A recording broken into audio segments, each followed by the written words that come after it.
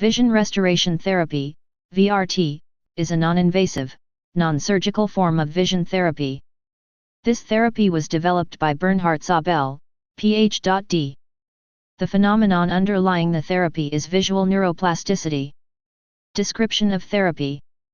Vision restoration therapy, VRT, is a computer-based treatment designed to help patients with visual field defects regain visual functions through repetitive light stimulation. The therapy is cleared by the U.S. Food and Drug Administration, FDA, for the diagnosis and improvement of visual functions in patients with impaired vision that may result from trauma, stroke, inflammation, surgical removal of brain tumors or brain surgery, and may also be used to improve visual function in patients with amblyopia. Patterns of visual field loss depend on the injury, but the most common are hemianopia, loss of an entire hemisphere of vision, quadrantanopia, loss of a quadrant of vision, and scotoma, loss of an irregular section of vision. The main characteristics of these visual field losses is that they persist in both eyes, and therefore, one eye cannot compensate for the deficit in the other eye. Before the development of VRT, there was no therapy available to improve the range or sensitivity of the patient's affected field of vision. Patients were often told they had to live with their deficits. However, similar to recovery from motor deficits after brain injury, where repetitive stimulation has proven effective in recovery of patient functions such as movements of lower limbs, systematic repetitive visual training can also lead to increased visual sensitivity and recovery of function. To date, the concept of improving vision in patients with repeated stimulation has been confirmed by a number of independent laboratories, and extended to a range of techniques. These include using moving stimuli, Crystal Huxlin, University of Rochester, flickering dot stimuli at sighted/blind field borders, Laura Jolkunen, University of Turku, and D.P. Bergsma, Utrecht, and flashing large patterns deep in the blind field, Arash Serey, University of Aberdeen. In addition, VRT has been shown effective in more than 20 clinical studies where the repeated stimulation of the blind and transition areas has led to improved visual sensitivity. Science behind the therapy. Neuroplasticity. There exist two approaches for visual neuroplasticity. The first approach involves rescuing, regenerating, or transplanting visual neurons by biological/pharmacological methods. One example of this approach is the discovery of the regeneration of axons of retinal ganglion cells, RGCs, by introducing several proteins into the chemical environment of these cells.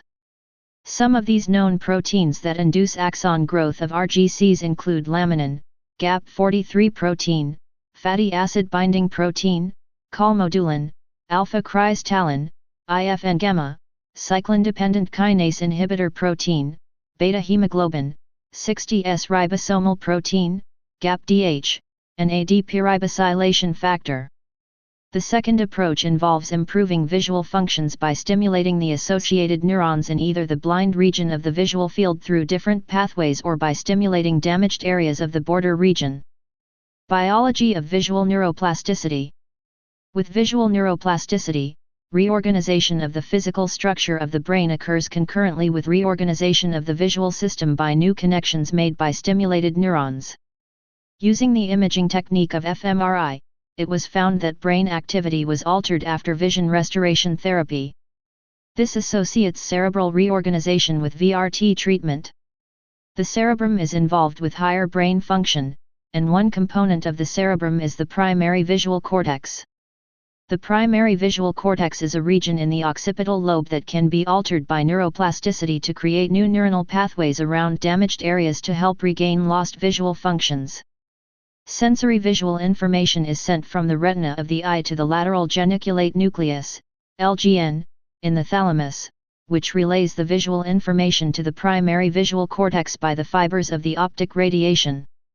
Lesions or damage to parts of the brain that cause visual field defects usually occur posterior to the optic chiasm.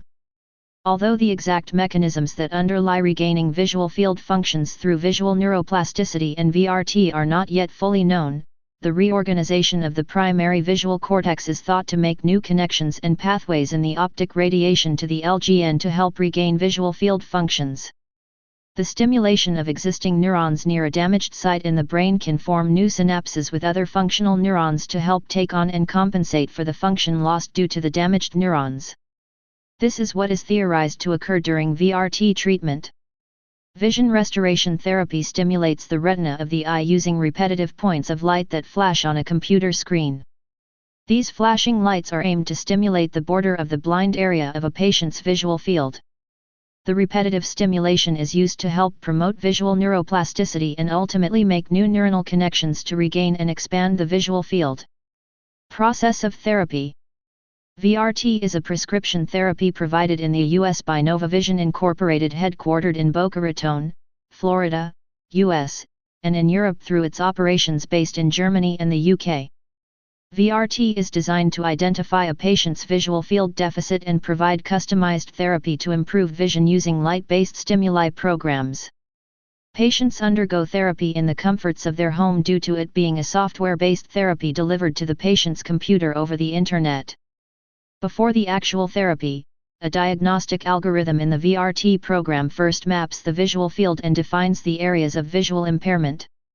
Based upon the results of the diagnostic process, a customized, specific therapy program is then created for each patient.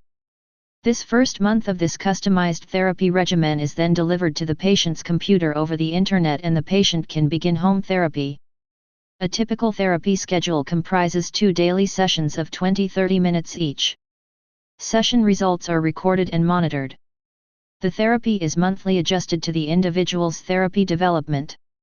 With VRT therapy, the patient first focuses on a fixation point on a display screen. Then, a series of light stimuli are presented along the border of the patient's area of visual field loss. These programmed light sequences stimulate the border zone between the seeing and blind visual fields, repetitively challenging neuronal structures responsible for processing visual information from this border zone with thousands of stimuli over the course of time. VRT is typically performed over a 6-month period twice a day for about 20-30 minutes per session, 6 days a week. The course of visual improvement differs from person to person. For example, some patients notice improvement already within their first month of VRT, while others only experience material benefits after the 3rd month of treatment. The long-term twice-daily exposure to the intense and repetitive stimulation is considered to be one of the key contributors to the success of the therapy. Skepticism. The effectiveness of VRT has been a controversial topic. Beneficial results have been researched and documented by testing small groups of patients. This has led to skepticism by some of the scientific community. Even though VRT has been available for a few years now, optometrists, ophthalmologists, and other eye specialists do not regularly recommend VRT for their patients. The primary cause of this is that eye specialists rarely recommend this therapy to other eye specialists. The skepticism of VRT may be the source of the lack of recommendation. When VRT was first introduced, the primary skepticism involved the data collection methods that the VRT researchers used to quantify the effective results of using the therapy. The main argument was that the HRP data from the VRT device that was used to measure the progress of the patients was the same data used to show the effectiveness of VRT. These data would not be as reliable as data gathered using some other perimetry technique. Skeptics turned to studies that assessed VRT effectiveness using tubing or automatic perimetry and scanning laser ophthalmoscopy, SLO, which showed that no beneficial results in improving the visual field were associated with VRT use. Skepticism also arose about the quality of life questionnaire surveys that patients took after VRT treatment. The possibility of the placebo effect could be present in the answering of these questionnaires. Patients could have stated that their qualities of life did improve just because they had finished the therapy, even if no improvements actually occurred. Others questioned the neuroplastic mechanism behind VRT, stating that no salvageable tissue remains in the occipital lobe with vision deficits such as hemianopia. Neuroplasticity cannot make new connections according to this claim, which debunks VRT in its entirety. It was proclaimed that eye movements were the cause of visual rehabilitation instead of self-regeneration of the brain and visual neuroplasticity. Pilot studies. Pilot studies have looked into the effects of vision restoration therapy in treating visual field defects that have resulted from anterior ischemic optic neuropathy and glaucoma. Although these are pilot studies and require more data, it seems promising that VRT can help restore some visual functions of patients with anterior ischemic optic neuropathy. Please subscribe and thanks for watching.